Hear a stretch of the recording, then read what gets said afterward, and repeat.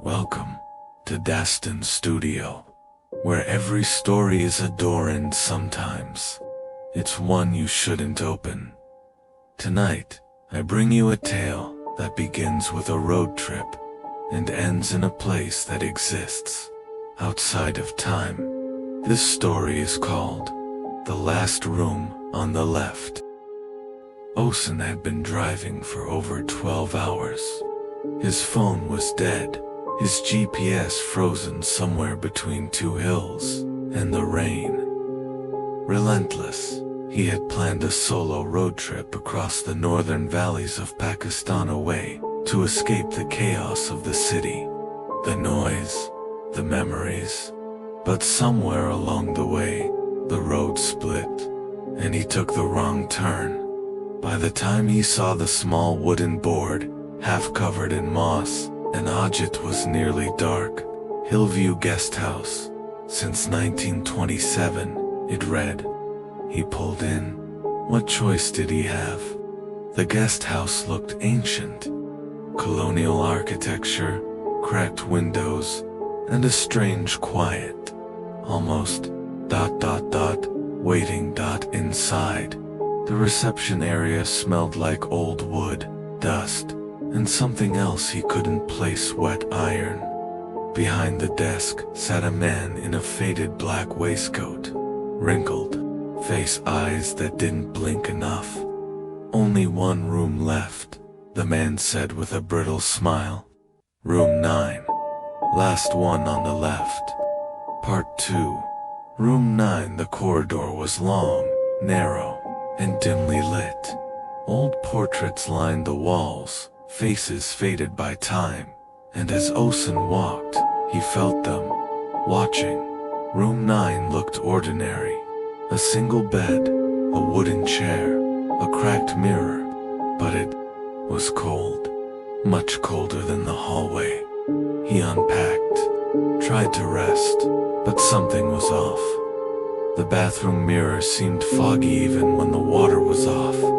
The wallpaper near the bed had scratch marks, not random, deliberate, like someone was counting days. Then, he saw it, under the bedan, old photograph. 3 people, all standing in front of the same guest house, and behind them, in room 9's window, a 4th face, pale, expressionless, staring. Part 3. The whisper. It started at 2:13 a.m. First, the sound of dripping water. Then, whispers. Soft, indistinct. Ahsan sat up. The room was dark. Too dark. Even the bedside lamp refused to work. Then, the whisper came again. This time, clearer. Why did you come back? His heart pounded. He turned to the mirror and it was fogged again. But this time, words were written in the mist. Room 9 never forgets.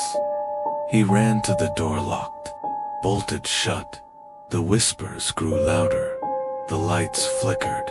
The photograph now had only 2 people. One face was missing. Part 4. Escape. He finally forced the door open. The corridor was gone. In its place, a forest. Cold, dead, silent. He stumbled forward, through fog and darkness until he saw it. Another guest house. The same one, only older, rotten, windows shattered. And in room 9's window, someone was waving. He ran, back through trees. But no matter how far, the guest house returned, again, and again, and again, like he was trapped, in a memory not his own. Finale. Truth revealed. The next morning, a local shepherd found a car on the road, empty, keys still inside, a phone, dead, and a notebook on the front seat. Inside the notebook was one sentence, written over and over. Don't take the last room on the left. Don't take the last room on the left. Don't take the last room on the left. And the strangest part? There's no record of any guest house called Hillview. Not since 1961. It was torn down after a fire that started in room 9, a room where a man once died alone, a man named Ahsan.